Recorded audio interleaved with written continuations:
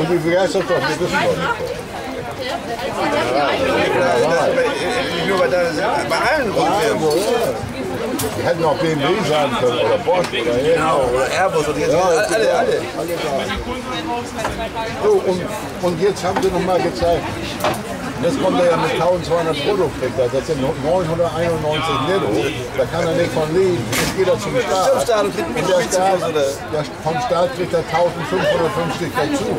Das heißt, wir die Steuerzahler zahlen Mercedes die Auto. Ja, genau. Das sag mal.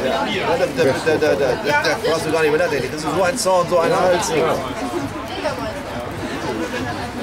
Da kriegst du einen Hals. Da fällt sich auf. Wir haben uns, wir haben uns